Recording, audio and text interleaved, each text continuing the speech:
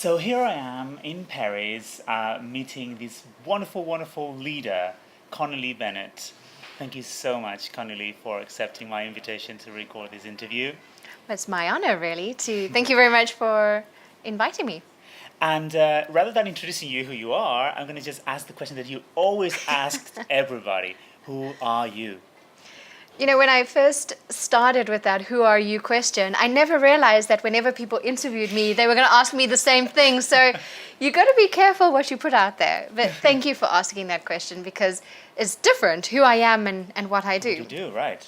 So who I am really is somebody who's passionate about impacting the world in connecting or impacting the world so that people can connect with the authentic leader that they are. Because I believe everyone is an authentic leader. And what I do, how I do that is I have many different hats like many leaders around the world, I think. I'm the CEO of Meraki, CLB Group. We have online academy, we do coaching, we do authentic leadership training, we do workshops, annual events. I also have Meraki Charity, which really looks at empowering women to start authentic businesses. And I'm, of course, an international public speaker. I'm the director of Global Women Club here in France. I'm an author, TV show host, radio host, and all-round impactor of the world, really. Wonderful. Thank you. So I have many, many, many questions to ask you. Right. So I'm going to sit back. I'm going to sit back exactly. a bit. We just could be here like for 5 hours. Okay, can we have some drinks here? No, A glass of fine. wine. An authentic leader likes her wine. Exactly. So the thing that most called my attention about you is this authentic leadership training. You train people to be authentic. That is so cool. Because I'm learning about authentic storytelling. Yeah? So how do you do that? Great question. And I'm sorry, I have a feeling this answer is going to go on for 20 minutes. So I'll give you the two-minute answer. Exactly. Can you give Okay. me the 2 minutes answer? Great. That's great. I love interviewing people like this. Well, let's look at the definition of an authentic leader. To me, an authentic leader is someone, like Tony Robbins says, when we feel fulfilled, the only way we feel fulfilled is through growth and contribution. So I was really inspired by that, and it became the cornerstone of my training. So my training is in two parts. One is about growing into who you are, really looking at peeling off those layers, because we've put those layers on to protect ourselves. So we've kind of put those layers on, about I need to be, in order to be accepted, I need to be more intelligent, I need to be more beautiful, I need to have this car, I need to have this house, I need to earn that money. So it's really looking at identifying all those places where you are not connected with who you authentically are. And then creating that space for you as a person to connect with who you are daily. Creating those consistent daily steps within your morning routine. So we look at creating a morning routine that really connects you with you. And then what we do is look at, connecting you with your life purpose, not what society has told you your purpose is, but the energy of your life purpose, so that you can grow into that. And then also impact the world and inspire others to connect with that within themselves, whatever that energy is. So it's about growing within yourself, impacting others to be who they authentically are, and then creating a business. So alongside that authentic leadership training is that we want to create leaders in their businesses as well. How do you be an authentic leader in your business? How do you create a heart-based business, a soul-based business, a business where your business plan, so we look at doing projections, goals, 3 or 5 year goals, where your business is inspired by your authenticity. Imagine a world where our businesses were created from that authentic space of who we are, rather than what other people outside of us have told us to do.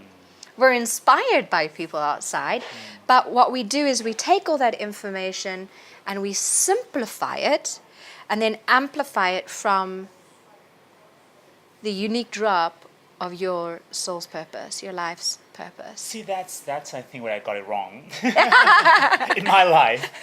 So what I got is that because of course I had all these layers, all these onion layers, right? That I had put myself over the years through all these traumas, all these rejections, all these experiences that I didn't heal. So what I did is that from these layers, I was wanting to go out into the world and impact people, and that's. Well, what I'm getting from you, what you're saying is that was the wrong perspective, because it was the ego I built that was wanting to impact the world. And what I had to do is to peel those layers off to get back to my essence before all that hurt, before all that belief system, limiting beliefs that I put myself. And then from that one, once I healed myself, then I could go out to the world. Is that the process you've been through? That's the process I've been through. And by the way, that's the process every single human being goes through. So we're not special, are we? We are special. Okay. But everyone, for me, this is the journey that we're all on, because it is through our experiences that we find out what our life purpose is. Because I really believe that, this is quite controversial for some people, but Go ahead, bring it on. I really believe that we are a spiritual being having a human experience. So what that means is that our life purpose, our spark, our soul's kind of like essence that we're born in this lifetime to fulfill, we learn, the human us learns what that is through all of our experiences. So we kind of almost choose the experiences in order for us to become aware of where we're not authentically being ourselves, if we can say it that like that. So some of us realize in our 50s, some of us in our 60s. But by the way, I really think that the consciousness we're in this century, right now, we're very blessed. I'm very blessed because I believe that everything's shifting right now. We're becoming more open. I think 20, 30 years ago, we were unconscious of the fact that we needed more. We were happy. But now I think energetically things are shifting and more of this need to be authentic is coming out. But yeah, those defensive layers that we created, we did the very best that we know how. Yeah, and it's through that we're inspiring. Through those defensive layers, you're impacting the world because you know what, you learn. As you learn, that becomes your impact. Yeah, but my point is, I think we're talking about the same thing actually, but through different colors, right? Through different Always. But yeah, so what I found is that, for example, my personal story. I'm not going to tell my story, my whole story. Don't worry. Please do. I'd love to know. But shortly, it's like I had to face rejection in my life, and through this rejection, what my persona, the persona I built, learned was that I needed appreciation. I needed to be recognized for me, in order for me to be happy, to be fulfilled, right? And of course, I was acting from a place of lack. I was acting from a place of emptiness, from wanting attention to fill my void, right? And so I was acting from one of those layers, and by just taking out layers, I'm still I have 100,000 layers yet. Still, right? So yeah, still working on them. We all do, yeah. I don't know if it's a process that ever I have 100,001 layers, so you're one less than me. But yeah, and what you say about us being a spiritual beings that are having a human experience, I mean, look, what I'm going to say, I'm going to be authentic there. If this doesn't resonate with somebody, get over it. Right?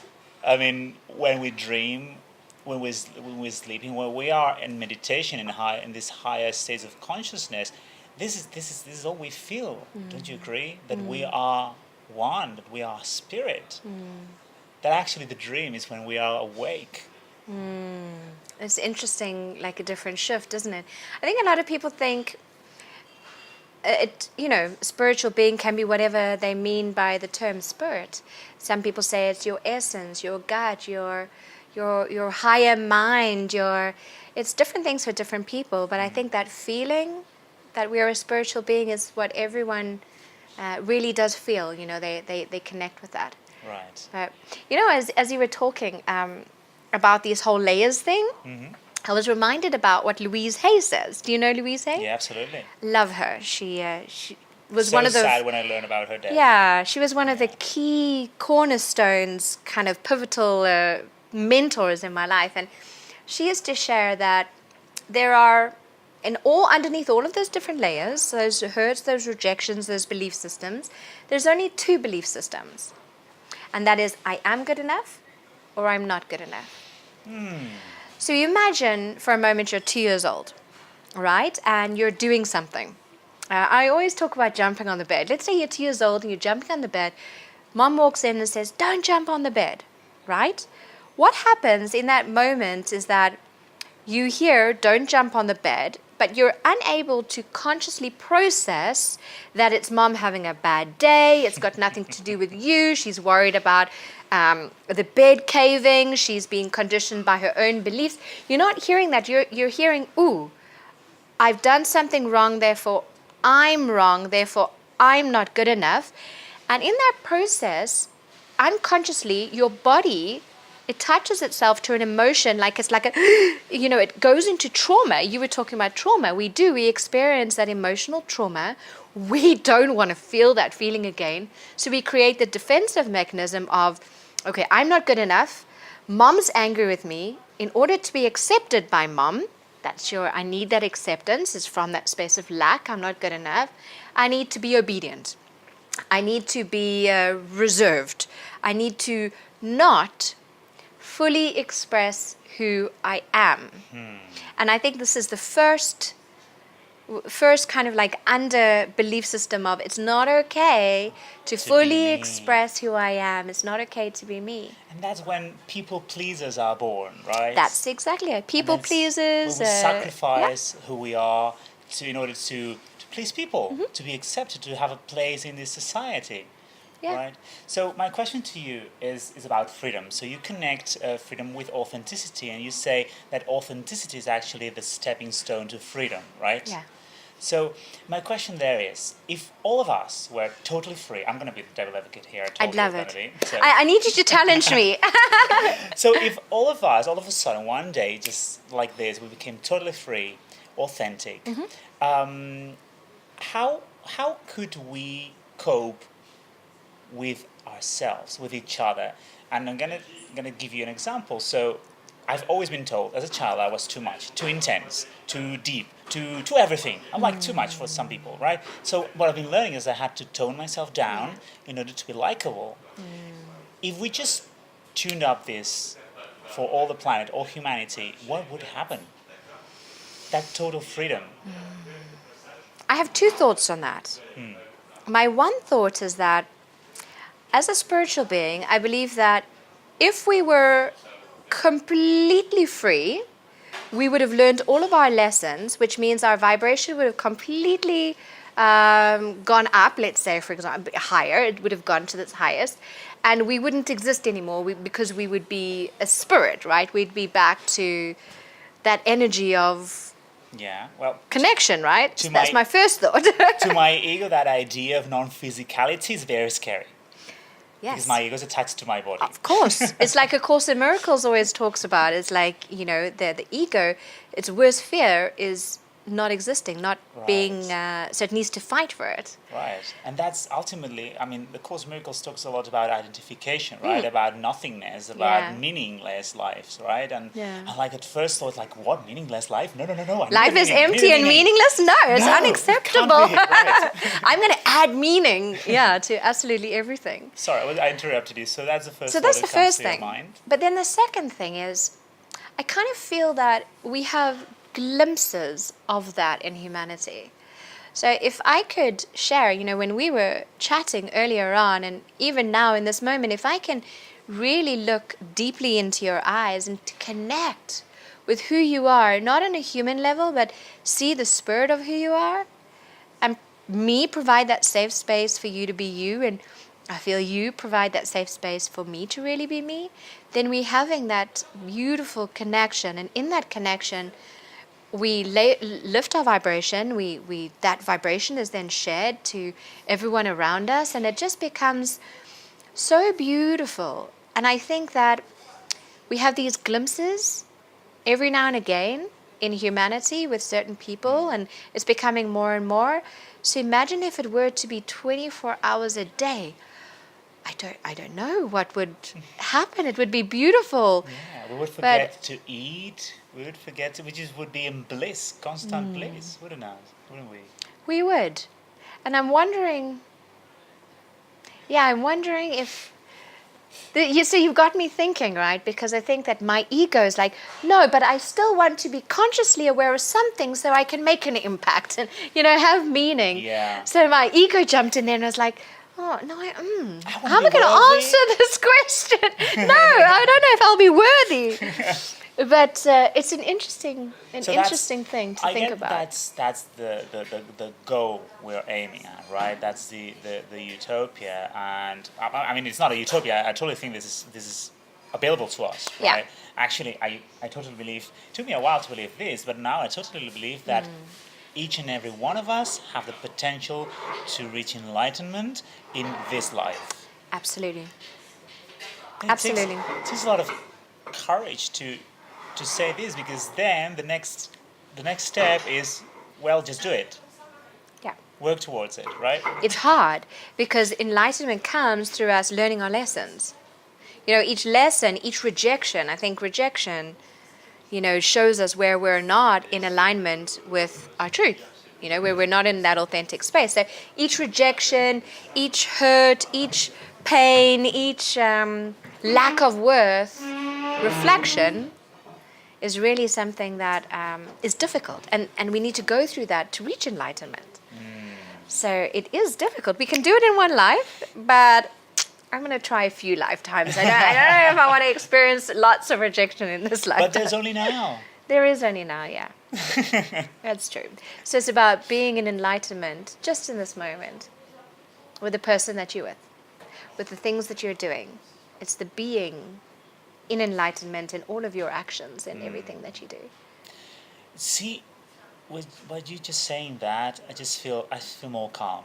And I just unclenched my teeth, right? Because we're here, we're filming this, we know we're going to go online, right? And I feel the tension of that. I feel like, oh, I want to look good, right? But by you saying that, it just reminds me that everything is all right.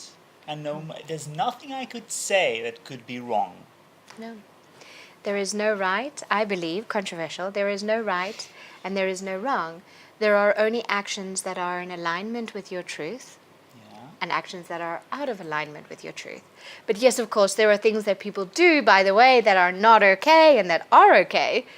But what I'm saying is that you do the very best that you know how. And an action is either in alignment with you and your truth in that moment, and that's a hard thing. My truth in this moment is very different to my truth in an hour's time. Yeah. Because we are evolving, changing every second. And that's what an authentic leader does, is an awareness that I am different all the time and I need to always be aware of what is my truth now? How am I feeling now? How am I honoring myself more? How can I honor you more? And providing that space for you and the space for me is that circle. And that's the second thing I think we're missing that people are beginning to awaken to is that circle. It's not just about me. It's about growing within me. Leaders sometimes haven't thought about that. It's growing the mind, not the spirit. And then providing that space for others to grow their mind and their spirit, motivating and inspiring. So. Okay. It's like you're stacking so many concepts that I have so many questions to ask you that I'm just gonna go back because you just mentioned. We should be making notes. I should be making notes. I have in my mental space. I don't have any mental space. So I always say to people, yes, that's exactly it. I love it. So you just mentioned motivation and inspiration. I know that you are an inspirational speaker. And my question is between motivation, inspiration, and inspirational. So, I read a while ago that difference between inspirational and inspiring is that inspirational has a purpose to inspire. Inspiring means that it actually inspires. And then there's motivation, which totally doesn't work for me. because motivation goes up, yeah, and then goes down totally again. So, what are your thoughts about being an inspiring person, an inspirational person, or a motivating person? Motivational person. Can we pause for a moment so I can Absolutely. think? Absolutely. Okay. I know, I'm just gonna put a ticker here. 36 hours later. Oh, sorry. Yeah. Wow, okay. That is such a good question. It's so easy to ask questions, right? Yeah, okay, let me think about that one. The hard spot. So thinking as I'm talking, because I think this is what a lot of us do, is we think as we talk. So inspire, to me, if we break it down, in is within, right? Spire is spirit. Right. So my definitions are sometimes very different to other people because, by the way, it's just semantics, right? It's just everyone has a different meaning for different words. So in, within, spirit. So if I'm inspiring, I am connecting you with your inner spirit. Mm-hmm. And when we connect with our inner spirit, have you ever had a moment when you're like, oh yeah, that light bulb moment, you're like, yes, I resonate with that. Yeah. It's because that object, that thing, that person has reconnected you to your spirit. It's inspired you. You resonate with it. And it gives you that oomph to kind of like, yeah, like I'm connected with my inspire. So if I'm inspiring you, it's the greatest honor because I'm connecting you with your spirit. To be inspirational, I don't quite know how to answer that because inspirational, like how would you say inspirational applies to inspiral? So inspiral. Inspirital. What about a constant spiral up? So like the noun, isn't it? So or probably inspirational is the intention to inspire, right? Okay. So the intention comes from the spirit. So the spirit in me is like namaste, right? Yeah. The spirit in me greets the spirit in you. The light within me has the vibrational intention rather than the head intention. Because I think intention's super, super important because it carries that vibration. So the vibration of what I'm doing is hopefully to connect you with the spirit. Okay. Sure, you see, we've had great conversations already. We've been together for like 3 hours already talking. And motivate. For 3 more hours. I think so, right? You're leaving on next 48 hours, so. Yeah. So we can. We need to. To motivate, I think, is mind. Motivation is more mind. It's more will. Kind of like a masculine power. Yeah, like masculine energy. Maybe inspiration is more feminine energy. And by the way, I'm thinking and creating as I'm speaking. So maybe motivation is more like, I'm motivated to wake up. And it's like more of a maybe outside in versus inspirational inside out. Totally get it. Yeah? Totally get it. And this connects a lot with a very wise person that is in my life. Marina, I love you, you know that. That she told me effort comes from achievement. No, achievement comes from effort, from pushing, from your mind, and allowing comes from letting go, from spirit. I think that would be a good analogy. Absolutely. The push versus the pull. Yeah, the push versus the pull. Yeah. Maybe so being not pushed, even pull, maybe just allowing, maybe just letting go, maybe flowing. Ease, flow. Upstream versus downstream. Right, as Abraham puts it. Abraham Hicks talks about upstream and downstream, yeah. Inspiration is downstream and motivation is upstream, potentially. We've thrown in so many different concepts here. We're making a melange, a fruit salad of inspiration. Oh yeah, you have to teach me some French, by the way. I just don't know enough. It's just Bonjour. That's all you need to know. Je prends un verre de vin, s'il vous plaît. What's that? That means I would like a glass of wine. Oh, please. That's useful. That's the only thing I know. Je prends un croissant. I'd like a croissant. I'd like some wine. Je prends un croissant. Je prends. Je voudrais. Prendre. En croissant. Un croissant, of course. I would like to have a A croissant. croissant. Okay. S'il vous plaît. S'il vous plaît. But you have to say, bonjour, ça va? Oui, okay, bonjour, merci. And then you ask. So you have to say bonjour and ça va first. So It's very poli. You've been living in here for 4 years, you said, right? Proche, almost 4 years. Almost 4 years. I don't speak French. I only know how to order wine and have a croissant. Come on, I don't believe you. No. Okay, going back to our conversation. Yes. I am totally loving Connie-Lee. Concentration. Yeah, concentrate, focus. Talk about focus. Intentionality. What is your intention? What were we talking about? Memory. We're talking about memory. No, I wanted to ask you about confidence. Yes. Because confidence has been a big thing for me. So as I accepted myself and my sexual orientation as a gay man, that took a lot of courage for me. And you were talking about your 7 steps to authenticity, is it? Yeah. And one of them was acceptance. And before I could reach acceptance, I had to put this courage together. But courage wasn't enough without confidence, without the confidence in me that I could do it. So what is in what stage of these 7 steps, wonderful 7 steps that you have, does confidence play a role? Great question. Great question. And I'm going to think about it as I speak. 36 hours later. Yeah, 36 hours later. Hashtag take 7. Confidence. Well, like you, I've found myself in the corner of the room many times because of this belief that I was not good enough. I had no confidence in myself. And I believed that who I was just wasn't good enough. I had to change everything about myself. Like, I wasn't pretty enough, wasn't clever enough, wasn't intelligent enough. Like, there was all of these enoughs, right? No confidence. So, if confidence is related to the feeling that you are not enough, what shifted for me was when I really connected with the truth of who I was. So when I realized that I was that spirit who had that life purpose of connecting people with the feeling of freedom and full expression, and that was my gift. I was the spirit, and this physical body and everything around me was just the kind of manifestation of like outside things. So I was like, okay, so I'm a spirit, right? Okay, so I'm sitting in that corner and I'm like, trying to look outside, like, okay, how can I now be this spirit?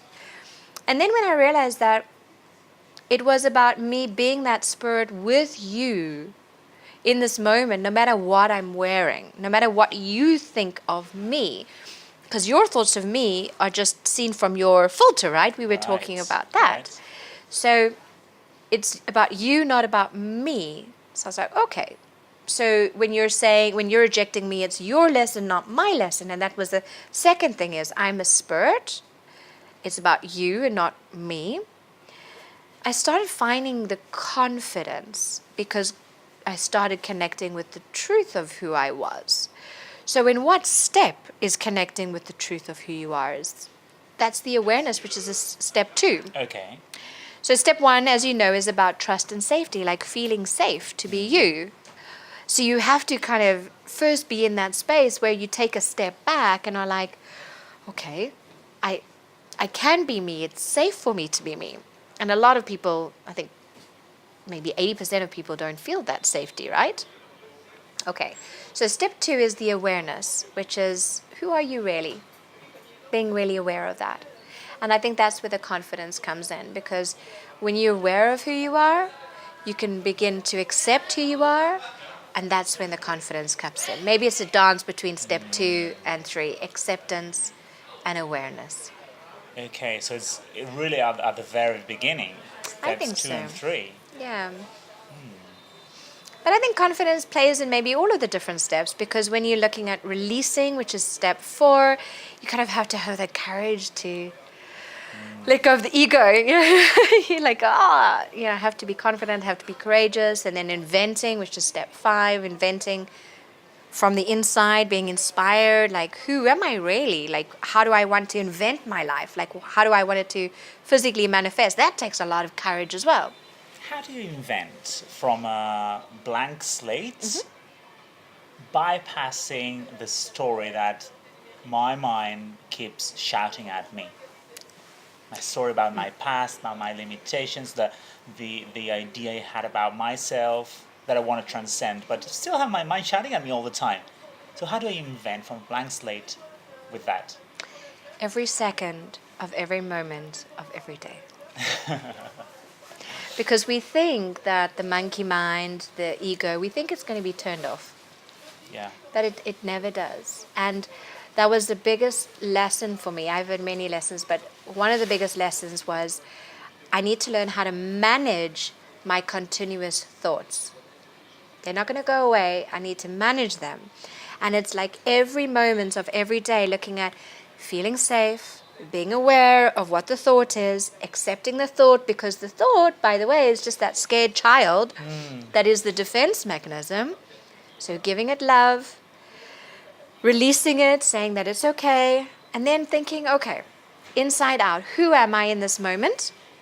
And then expanding into that. So it's like you're growing all the time, like growing, growing, growing. And then 5 minutes later, there's another reflection of rejection. And it's that constant inventing. Because the more you invent, the more you kind of let go of the past. And it's reprogramming. You know, it takes 21 days to reprogram one thought belief.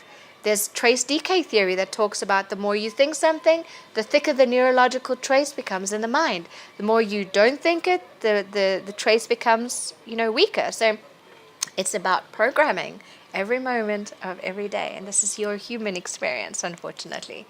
So, but that's what an authentic leader does, is an awareness that they are growing and learning. And they're not perfect, and no one is perfect. We're always inventing every moment of every day. This is what you do in your one-to-one authentic leadership trainings, right? You provide them, you keep them accountable. What do you do? How do you help them? Is it like a weekly reminder that, is it small things that you have to be aware of before you can maybe step up? How do you do that through your one-to-one one-to-ones? Yeah. So we do group trainings, and then of course I also do individual trainings. Individual trainings I only do every 3 weeks because I give people growth work to do. Okay. So depending on what stage you are, would be a different exercise that I invite you to do every single day to grow and to release. And it's like up and it's down, and we connect in between the sessions if needs be, but it's about that growing. And then in the group trainings, that's up to 3 to 6 months where we're working together on really creating inner and outer lives in our businesses, but also our personal lives. And it's going through all of those different steps. Accountability does come from me and from others, but it's like that safe space to, what am I feeling today? Oh, today I'm feeling this. Okay. And, holding that space for that person rather than judging it is like, okay, asking the questions so that they can grow from that. They can grow from the awareness of what it is that they're going through, because it's up and it's down. We are the heartbeat, right? The heart goes toot toot toot toot, and it goes like this actually. It doesn't go like this. It goes. And that's life. And that's like life, And it's hopefully creating that space for authentic leaders to be in that safe container group, to be in the heartbeat of their lives. It's super exciting. I love it. It's really, really amazing. I want to ask you about responsibility. Because, my mind sometimes is selling me a story that sometimes I buy into, which is a victim story. Yes. So how critical is it to own our mistakes, own our actions, own our past, have responsibility over our lives in order to be fully authentic? So let's look at A Course in Miracles. A Course in Miracles talks about how everything is empty and meaningless. And it just is. So everything that's happened in your life just is. It's happened. It's something that you have done knowing the very best that you knew how. So you did it knowing what you knew, right? You didn't know anything else, which is why you did it. And everyone makes mistakes. And I think that there's a difference between acceptance that I did that, Yeah. growth from like, okay, that's what I did. What can it teach me about who I am moving forward? It's like it's open, right? That's what I've done, and this is what it's taught me. Thank you, gratitude to you, experience, for teaching me about who I am. I now release you. I forgive you. Please forgive me. We are both free. Versus holding onto it. And this is what we do sometimes, is we hold on to it. There's guilt and there's like anger, like how could you? You're not really good enough. And then that becomes the baggage and we hold it. And then we're reacting continuously from that part of our mistakes rather than inventing from the expression of who we really are. So again, it's really just semantics. I think we do need to be responsible in that sometimes there is no right or wrong. It's only what's in alignment with your truth or not in your truth. So how am I growing? But then there's also consequences. So sometimes it's about, okay, I've learned that, but what I did was also not okay. So how do I honor myself and honor the other people in that situation? And the honoring is an expression of your truth rather than a reaction of guilt or not feeling good enough, the lack of, rather than just the abundance or the ease and the flow. So I think it's a tricky one, really, because our ego wants to hold on, but our soul knows that I've learned from it and I can let it go. So you're saying that taking responsibility ultimately is learning from seeing our mistake consciously, Yes. learning from it and letting it go. Yeah. Being responsible for your growth. Good one. That's a good one. Yeah. Yeah. Rather than being responsible for what you did, honoring what you did, being aware of what you did, being honest about what you did, owning it, but not holding on to it. Owning it, but not holding on to it. That's a very tiny balance there, right? It's like I'm owning it, but I'm not holding. But I'm owning it. Yeah. But I'm not, Yeah. This is one of the hardest things, really. I mean, I hold on to something that sometimes I'm still holding on to, and each time it comes up, I have to be like, okay, this is what I learned. Thank you for the lesson. Please forgive me, and let it go. And then it comes up again, but not as much as it used to. But I think I think energetically we hold on to these memories, and they're stored in our body, and we're complex. Our spiritual growth. We're the body, we're the spirit, we're the emotions, and it's like letting go and reinventing. There's lots of facets to us. You know what a shaman told me once? He told me, of course it was channeled, right? And to a question that who are we? Are we our bodies? Are we our minds? Are we our spirits? Or whatever? His answer was, okay, apparently we are the drivers, we are the car, and we are the road. Yeah. And like, boom, okay. Okay. Yeah. Yeah, that's the drivers, the car, and the road. The road, yeah. I still don't understand it. That's really deep. Yeah. I'll see him in a few weeks. James, I'm gonna ask you again. What did that mean? Yeah, it's super deep, eh? It's one of these things that by the way, I'm enjoying this conversation so much because I'm sure that when I watch this video, to put the title, maybe it's a bit of music and so on, when I watch it again, I will just see so many new layers of understanding. Because what ultimately you're talking about truth, not the truth, like essence. Yeah. And one thing I'm learning over mistakes in my life is that there's always more. There's always more. And when I think I've learned everything I have to learn, then, oh no, go back to it, reread that book, re-listen to that interview, talk again to that person. It's going to tell exactly the same, but it's going to feel totally different. Exactly. And that's what's amazing. It's like rereading things, having conversations, because you're different. Your openness to learn on a deeper layer is also, it's different, It's. And another thing that a leader is always open. Always open. Always open. So by open you mean vulnerable. Vulnerable, but also open to learning. Open to learning. Because every person is your teacher. Every situation, every moment, everything is your teacher. It's like Marianne Williamson Yeah. says, right? That actually being a spiritual teacher is like everyone is your teacher, Yeah. right? It's not you are the teacher of everyone. Yeah. Everyone is your teacher. Yeah, and that's so beautiful. That's really deep for people to actually get that. Is a true leader is not a leader. A true leader is being led by other people, being inspired by other people. So basically, a leader is just a channel. Yeah. It's just the ways. And then, so would you say that when a leader is then corrupted by grandiosity or ego, then it stops being a leader?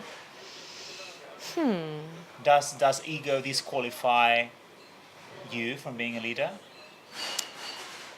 Maybe an inspirer, An authentic leader. an authentic leader. I think, yeah, it's a tough one to really answer. It really is because everyone is doing the very best that they know how, and everyone, I might be in my ego for one day, but then the next day I'm not in my ego. I might be in my ego for a year, but then for the next 10 years I'm not. So, maybe certain leaders are at different heartbeats, Yeah. at different frequencies within their heartbeat at different times. Yeah.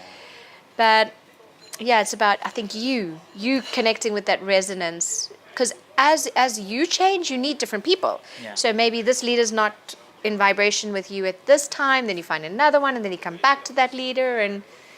And this flows perfectly into my next set of questions. Set of questions. Don't worry, it's going to be just 5 or 6 hours. Okay, so not a documentary, it's like a documentary on me. On I you. love it. It makes me feel very important. Well, you're teaching me so much. I'm learning Yeah. so much. So thank you. And I'm learning from you as well, because as you're asking questions, you're making me go deeper within. I love it. Yeah, continue. Let's dive deeper. My question here is about authenticity, and I'm going to bring it back to movies. Okay. And I'm gonna talk about two things. One. Okay, I'm gonna leave that for the final one. The first one is. I don't know how you're remembering all these questions. Oh, they just keep coming up. It's like, yeah, we could be here for days, I'm telling you. So first of all, horror movies. Horror movies, in my view, they just play on fear of people. So at a very shallow level, to move them using this very powerful energy of fear, but which is not really connected to our essence, right? So, and I'm talking about horror movies because my question would be: would horror movies be authentic? I mean, if they really inspire in a dark way, but they inspire people because they move people, they make them feel fear, they move them, right? So would horror movies be authentic? And that connects to the second and hard question, and is, would a murderer who is actually murdering somebody and he's fully present in that moment, would that murder be authentic? Okay, so inspiration means to connect someone to their spirit. Right. So if a horror movie is connecting you with your spirit, then it's inspiring. Authenticity is being who you authentically are in that moment. Okay. So if the producer of that film is creating something where he is authentically being him in that moment, then he's being authentic. If the person watching it is allowing himself to authentically expressing himself by screaming, then yes, then it's invoking authenticity. But remember that we're quite complex. So there's also some stuff maybe that's happening on an unconscious level with horror films. But that's not your question, is it? So your question was, is it inspiring? Yes, if it connects someone with their spirit. If it moves someone away from their spirit, then it's not inspiring. Okay. And these are just broad black and white answers, and everything is grey in life. Your second question, Yeah. so they are conscious that what they're doing is murdering somebody else. They're not mentally unconscious or unaware, or because there's being a psychologist as well, I understand that there are mental disorders, and there's also conscious and unconscious intention. Are they consciously aware of their intention? So from your question, I'm picking out that somebody who is not conscious cannot be authentic. But they can be authentic because they're unconscious, but they're being authentic in their state of unconsciousness. Right. I think Because that's their full expression of what they're aware of. I think this is the core of my question. So you can be fully authentic and be unconscious. Yes. So Unconscious in terms of like your belief or your awareness of spirituality or things like that, yeah. so Not unconscious as in no, I snoring. I get it. Apparently you snore when you're unconscious. But then, yeah, I think I have to ask this question: was Adolf Hitler authentic? So again, semantics. If we're looking at the term authentic, authentic means you're being your truth. Now, your truth is, in alignment with you or not in alignment with you. But also remember that we were drawing the distinction that some things are okay and some things are not okay. Some things are of a high vibration, which means they're okay, and some things are of a low vibration, which is not okay. And we have intentions that are okay and intentions that are not okay. A murderer who's conscious that they're murdering someone, that is not okay because their intention is a low vibration. Adolf Hitler, he was intentionally murdering millions and thousands of trillions of people. That is an intention that is not okay. But he was acting in his truth because he wanted that power. His truth was, I want power. And this is what you were talking about with movies, is like the fear and people, power. Yeah. Power and money and love. Biggest driving forces. And we're talking about authenticity in terms of connecting people to love. Some leaders maybe connect with power. Authentic, for them, authenticity is being in their power, and some authenticity is being in that, fear or money. Yeah. So it's super, super interesting, like all these different puzzle pieces. Yeah. We're creating a puzzle, right? And there's lots of different puzzle pieces to think about. So then I'm picking up. I want to know that I'm considering, after this conversation, I'm considering changing the title of my series of interviews from authentic storytelling into authentic and inspiring, maybe. Maybe just inspiring. Maybe it's inspiring. Maybe it's just love, peace, pure bliss. Yeah. But yeah, because this is something that was in the back of my mind, and that was coming back when you were mentioning that that I can be fully authentic in my moment now, at in my point in my journey now, but I won't be as inspiring or inspired as I will be maybe in the future if I keep growing. Even though I will be at the same level of authenticity, maybe. Yeah. So inspiration here is a big word. I think so. We never started out thinking that it was going to be about inspiration, but this is where we've ended up. Well, this is so great. I'm just having goosebumps. Connie-Lee, thank you so much. No, thank you. Seriously, it's been such an honor to have grown with you through this conversation. And I have the feeling that this conversation could go on for hours and hours. Actually, next time I come to Paris, I will let you know. Thank you very much. Next time I'm in Spain, I'll let you know. Absolutely. If you go to Barcelona or you go to London, where I'm based, Yeah. just let me know. And I'm in London in a month's time, so I'll hook you up. let's connect then. Yeah. Yeah, absolutely. Let's do it. Thank you so much. Thank you. Thank you very, very much. An authentic hug. I love it. Thank you so much.